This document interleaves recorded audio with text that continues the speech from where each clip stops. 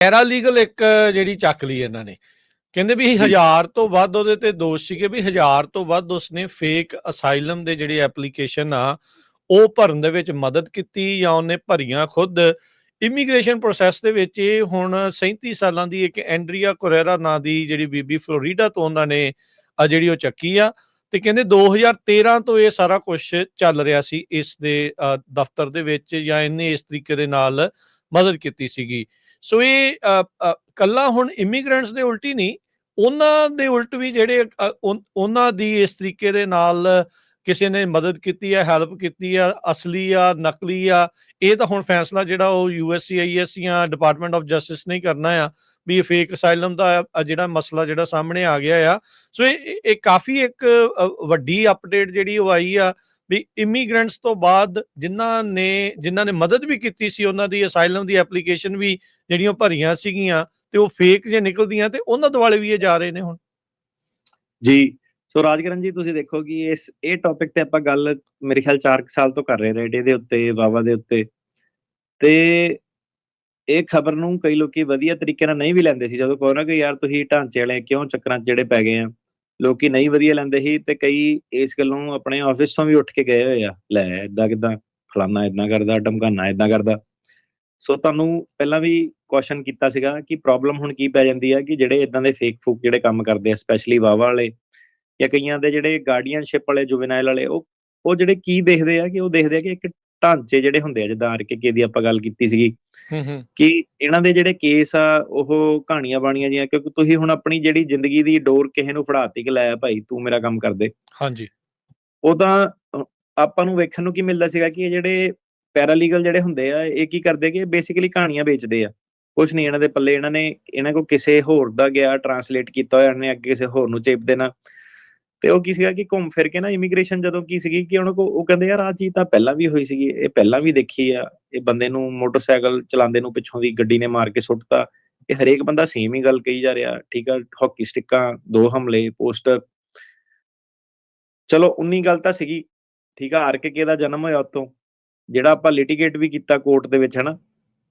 ਤੇ ਪਰ ਗੱਲ ਇਹ ਹੈ ਕਿ ਯਾਰ ਇਹ RKK ਆਇਆ ਕਿੱਦਾਂ? ਠੀਕ ਆ, ਤੇ RKK ਵਾਲੇ ਲੈਵਲ ਤੇ ਗੱਲ ਜਿਹੜੀ ਪਹੁੰਚ ਕਿੱਦਾਂ ਗਈ? ਹਾਂਜੀ, ਠੀਕ ਆ, ਤੇ ਤੁਸੀਂ ਵੇਖੋ ਕਿ ਉਹਨਾਂ ਨੇ ਕਿਹਾ ਕਿ ਚੱਲ ਠੀਕ ਆ ਆਪਾਂ ਇਹ ਵੀ ਗੱਲ ਮੰਨ ਲੈਂਦੇ ਆ ਕਿ ਕਿਸੇ ਨਾਲ ਵਿਅਕਤੀ ਨਾਲ ਸੇਮ ਹਾਦਸਾ ਜਿਹੜਾ ਹੋ ਸਕਦਾ ਏਦਾਂ ਦਾ, ਕਿ ਠੀਕ ਆ 10 ਜਾਣਿਆਂ ਨੂੰ ਮੋਟਰਸਾਈਕਲ ਤੇ ਟੱਕਰ ਮਾਰ ਸਕਦੇ ਆ, 10 ਜਾਣਿਆਂ ਨੂੰ 2 ਹਮਲੇ ਹੋ ਸਕਦੇ ਆ ਪੋਸਟਰ ਲਾਉਂਦੇ ਨੂੰ, ਹੋ ਸਕਦਾ, ਪੋਸੀਬਲ ਹੈਗਾ। ਪਰ ਉਹ ਕਹਿੰਦੇ ਆਹ ਕਿੱਦਾਂ ਪੋਸੀਬਲ ਆ ਕਿ ਸੇਮ ਲੈਂਗੁਏਜ, ਸੇਮ ਗ੍ਰਾਮਰ, ਜਿੱਥੇ ਉਹਦੇ ਕੌਮਾ ਵੱਜਾ ਉੱਥੇ ਦੂਜੇ ਦੇ ਕੌਮਾ ਵੱਜਾ, ਹਰੇਕ ਚੀਜ਼ ਜਿਹੜੀ ਸੇਮ ਕਿੱਦਾਂ ਲਿਖੀ ਜਾ ਰਹੀ ਆ। ਸੋ ਜਿਹੜੇ ਪੈਰਾਲੀਗਲ ਸੀਗੇ ਕਿ over a period of time ਕੀ ਹੁੰਦਾ ਕਿ ਏਦਾਂ ਦੇ ਕੰਮ ਕਰਦੇ ਆ, ਉੱਥੋਂ ਇਹ ਫਿਰ ਬਾਅਦ ਚ ਬਸਟ ਹੋ ਜਾਂਦੇ ਆ। ਤੇ ਫਿਰ ਜਿੰਨੇ ਵੀ ਲੋਕੀ ਜਿਹੜੇ ਸੀਗੇ ਪਹਿਲਾਂ ਜਿਹੜੇ ਸ਼ਾਰਟਕਟ ਲੈਣ ਨੂੰ, ਆਪਣੇ ਉਹ ਮਿਹਨਤ ਤੋਂ ਬਚਣ ਨੂੰ ਜਿਹੜੇ ਇਹਨਾਂ ਕੋਲ ਗਏ ਆ, ਉਹ ਸਾਰੇ ਜਾਣੇ ਜਿਹੜੀ ਚਪੇਟ ਚ ਆ ਜਾਂਦੇ ਆ। ਜਿੱਦਾਂ ਹੁਣ ਇਹ ਫੜੀ ਗਈ ਆ, ਸਾਰੇ ਦੇ ਸਾਰੇ ਹੀ ਉਹਨੇ 1000 ਦੇ 1000 ਕੇਸ ਖੋਲਣੇ ਆ। ਜਦੋਂ ਇਹਨਾਂ ਤੇ ਤਲਵਾਰ ਉੱਠਦੀ ਆ, ਠੀਕ ਆ, ਪੈਰਾਲੀਗਲਾਂ ਦੇ ਉੱਤੇ, ਇਹਨਾਂ ਨੇ ਖੁਦ ਦੱਸਣਾ ਕਿ ਇਹਨਾਂ ਦੇ ਕਲਾਇੰਟ ਕੌਣ ਸੀਗੇ, ਕਿਉਂਕਿ ਹੁਣ ਉਹਨਾਂ ਨੇ ਕਹਿਣਾ ਤੈਨੂੰ ਹੁਣ ਆਪਾਂ 20 ਸਾਲ ਲਈ ਜੇਲ੍ਹ ਭੇਜੀਏ ਕਿ 10 ਸਾਲ ਲਈ ਭੇਜੀਏ, ਤੂੰ ਦੱਸ ਕਿੱਦਾਂ, ਕੋਆਪਰੇਟ ਕਰ। ਫਿਰ ਇਹ ਕੋਆਪਰੇਟ ਕਰਦੇ ਨੇ। ਫਿਰ ਆਪਣਾ ਈਮੇਲ ਰਿਕਾਰਡ, ਇਹਨਾਂ ਦੇ ਜਿਹੜੇ ਫੋਨ ਦੇ ਵਿੱਚ ਜਿਹੜੇ ਨਾਂ, ਹਰੇਕ ਚੀਜ਼ ਜਿਹੜੀ ਹੁੰਦੀ ਆ ਪੂਰੀ ਖੁੱਲ ਕੇ, ਕਿੱਦਾਂ ਈਮੇਲ ਸੀਗੀ, ਕਿੱਥੋਂ ਪੈਸੇ ਆਏ, ਕੀ ਸੀਗੇ। ਉਹ ਕੋਈ ਐਡਾ ਨਾ ਔਖਾ ਕੰਮ ਜਿਹੜਾ FBI ਦੇ ਲਈ ਨਹੀਂ ਹੈਗਾ। ਕਈ ਵਾਰੀ ਦੱਸਿਆ ਕਿ ਇਹ ਆਪਣੇ ਪੂਰੇ ਜਸੂਸ ਸਟਿੰਗ ਆਪਰੇਸ਼ਨ ਕਰਕੇ ਪੂਰੇ 100% ਜਿਹੜੇ ਭੇਜਦੇ ਨੇ, ਹਰੇਕ ਚੀਜ਼ ਜਿਹੜੀ ਸੀਗੀ ਪੁਖਤਾ, ਜਿਹੜੀ ਸੀਗੀ ਛਾਣਬੀਨ ਜਿਹੜੀ ਹੁੰਦੀ ਆ, ਤੇ ਬੰਦਾ ਉਹਨਾਂ ਤੋਂ ਬਚਿਆ ਨਹੀਂ ਕੋਈ ਹੈਗਾ। ਤੇ ਕਈ ਪੁਰਾਣੇ ਜਿਹੜੇ ਵਕੀਲ ਸੀਗੇ ਉਹ ਬਸਟ ਕੀਤੇ ਸੀਗੇ, ਉਹਨਾਂ ਦੇ ਕੇਸ ਫਿਰ ਦੁਬਾਰਾ ਉਹਨਾਂ ਨੇ ਖੋਲਤੇ। ਉਹ ਸਿਟੀਜ਼ਨ ਬਣੇ ਹੋਏ ਸੀਗੇ ਕਈ, ਉਹਨਾਂ ਦੇ ਕੇਸ ਜਿਹੜੇ ਖੋਲ ਦਿੱਤੇ ਤੇ ਉਹਨਾਂ ਨੂੰ ਜਿਹੜੀਆਂ ਪ੍ਰੋਬਲਮਸ ਦੇ ਵਿੱਚ ਜਿਹੜੇ ਪਾਤਾ। ਸੋ ਇਹ ਚੀਜ਼ਾਂ ਹੁਣ ਆਪਣੀ ਕਮਿਊਨਿਟੀ ਦੇ ਵਿੱਚ ਵੀ ਕਾਫੀ ਜਿਹੜਾ ਫਰਾਡ ਸੀਗਾ, ਵਾਹਵਾ ਦਾ ਫਰਾਡ ਜਿਹੜਾ ਸੀਗਾ, ਹਨਾ। ਤੇ ਜਿੱਦਾਂ ਆਪਾਂ ਪਹਿਲਾਂ ਦੱਸਿਆ ਕਿ ਰਿਸੈਪਸ਼ਨਿਸਟ ਕਹਿੰਦੀ ਕਿ ਹੁਣ ਕੇਸਾਂ ਦੇ ਵਿੱਚ ਵਾਧਾ ਬੜਾ ਹੋ ਗਿਆ, ਲੋਕੀ ਕਈ ਡਰ ਗਏ ਆ ਜੈਨੂਇਨਲੀ, ਕਿ ਉਹਨਾਂ ਨੂੰ ਪਤਾ ਕਿ ਫਲਾਨਾ ਢਮਕਾਨਾ ਆਫਿਸ ਜਿਹੜੇ ਬਸਟ ਹੋਣ ਦੀ ਵੀ ਸੰਭਾਵਨਾ ਵਾ। ਕਿਉਂਕਿ ਜਿਹਨਾਂ ਨੂੰ ਹੁਣ ਪਤਾ ਹੀ ਹੈ ਕਿ ਯਾਰ ਇੱਧਰ ਉੱਧਰ ਜਿਹੜੀਆਂ ਲੋਕੀ ਕਹਾਣੀਆਂ ਕੁਣੀਆਂ ਬਣਾਈ ਫਿਰਦੇ, ਓਪਨ ਜਾਂ ਪ੍ਰੀਕਾਸ਼ਨ ਨਹੀਂ, ਕੁਛ ਨਹੀਂ, ਜੋ ਮਰਜ਼ੀ ਜਿਹੜਾ ਅਨਐਥੀਕਲ ਪ੍ਰੈਕਟਿਸ ਆਫ ਲਾਅ ਆ, ਤੇ ਉਹਦੇ ਵਿੱਚ ਜਿਹੜਾ ਇੱਕ ਸਹੀ ਵਿਅਕਤੀ ਵੀ ਆ ਉਹ ਵੀ ਫਸ ਜਾਂਦਾ ਇਹਨਾਂ ਦੇ ਨਾਲ। ਬਾਅਦ ਚ ਇਮੀਗ੍ਰੇਸ਼ਨ ਇਹ ਨਹੀਂ ਦੇਖਦੀ ਕਿ ਤੂੰ ਸੱਚਾ ਵਾ ਜਾਂ ਝੂਠਾ ਵਾ, ਠੀਕ ਆ, ਉਹਨਾਂ ਨੇ ਕਹਿਣਾ ਕਿ ਸਾਰੇ ਹੀ ਝੂਠੇ ਆ, ਤੇ ਉਹ ਸਾਰੇ ਦੇ ਸਾਰੇ ਹੀ ਫਿਰ ਜਿਹੜਾ ਬਸਟ ਹੁੰਦਾ। ਸੋ ਇਹ ਹੈ ਕਿ ਰੂਲਸ ਰੈਗੂਲੇਸ਼ਨ ਦੇ ਹਿਸਾਬ ਨਾਲ ਹੀ ਚੱਲਣਾ ਪੈਂਦਾ। ਅਮਰੀਕਾ ਵਾ ਉਦੋਂ ਕੀ ਸੀਗਾ ਕਿ ਉਦੋਂ ਏਦਾਂ ਦੀ ਗੱਲ ਜਿਹੜੀ ਕਰਦੇ ਸੀਗੇ, ਉਦੋਂ ਜਿਹੜਾ ਇੰਟਰਨੈਟ ਵਾਲਾ ਵਿਦਵਾਨ ਆ ਉਹ ਆਰਗਿਊ ਪੈਂਦਾ ਸੀਗਾ, ਗੱਲ ਪੈਂਦਾ ਸੀਗਾ ਸਾਡੇ ਲਈ ਏਦਾਂ ਫਲਾਨਾ ਢਮਕਾਨਾ, ਤੁਸੀਂ ਏਦਾਂ।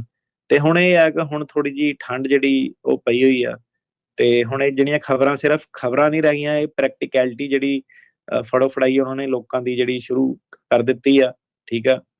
ਤੇ ਐਂਡ ਆਫ ਦਾ ਡੇ ਦੇਖੋ, ਪੈਰਾਲੀਗਲ ਦਾ ਤਾਂ ਕੋਈ ਬਣਦਾ ਹੀ ਨਹੀਂ ਸੀਗਾ ਕਿ ਦਫ਼ਤਰ ਖੋਲ ਕੇ ਉਹ ਅਸਾਈਲਮ ਦੇ ਕੇਸ ਕਰੇ ਜਾਂ ਉਹ ਕਰੇ। ਉਹਨੂੰ ਲਾਅ ਦਾ ਲਾਇਸੈਂਸ ਹੀ ਨਹੀਂ ਸੀਗਾ, ਉਹਨੂੰ ਆਪਣੀ ਕਮਿਊਨਿਟੀ ਨੇ ਪਾਵਰ ਕੀਤਾ ਸੀਗਾ, ਕਿਉਂਕਿ ਇਹਨਾਂ ਨੇ ਟੌਰ ਟੱਪਾ ਪੂਰਾ ਰੱਖਿਆ ਹੁੰਦਾ, ਜਹਾਜ਼ ਦੀ ਫੋਟੋ ਲਾਈ ਹੁੰਦੀ ਆ, ਕਿਤੇ ਗਲੋਬ ਰੱਖਿਆ, ਕਿਤੇ ਥੋੜਾ ਰੱਖਿਆ। ਤੇ ਇਹ ਜਿਹੜੀਆਂ ਚੀਜ਼ਾਂ ਕੀ ਸੀਗੀਆਂ, ਇਹਨਾਂ ਤੋਂ ਆਪਣਾ ਕੌਸ਼ਨ ਕਰਿਆ ਕਰੋ। ਜਿਹੜਾ ਵਕੀਲ ਆ, ਵਕੀਲ ਨੂੰ ਹੀ ਹਾਇਰ ਕਰਿਆ ਕਰੋ, ਪੈਰਾਲੀਗਲਾਂ ਦੇ ਚੱਕਰਾਂ 'ਚ ਨਾ ਪਿਆ ਕਰੋ, ਕਿਉਂਕਿ ਐਂਡ ਆਫ ਦਾ ਡੇ, ਠੀਕ ਆ, ਇਹਨਾਂ ਨੇ ਤਾਂ ਆਪ ਵਕੀਲ ਲੱਭਣੇ ਆ ਆਪਣੀ ਜਾਨ ਬਚਾਉਣ ਨੂੰ, ਠੀਕ ਆ। ਸੋ ਸਿਰਫ ਜਿਹੜੇ ਸੀਗੇ ਲਾਇਰਸ ਦੇ ਕੋਲ ਹੀ ਜਾਇਆ ਕਰੋ, ਠੀਕ ਆ। ਕਿਉਂਕਿ ਕੋਰਟ ਦੇ ਵਿੱਚ ਲਾਇਰਸ ਨਹੀਂ ਜਾਣਾ, ਪੈਰਾਲੀਗਲ ਜਾ ਹੀ ਨਹੀਂ ਸਕਦਾ, ਠੀਕ ਆ। ਸੋ ਗੱਲ ਉੱਥੇ ਮੁੱਕ ਗਈ ਹੈ। ਜੀ, ਨਹੀਂ ਬਿਲਕੁਲ।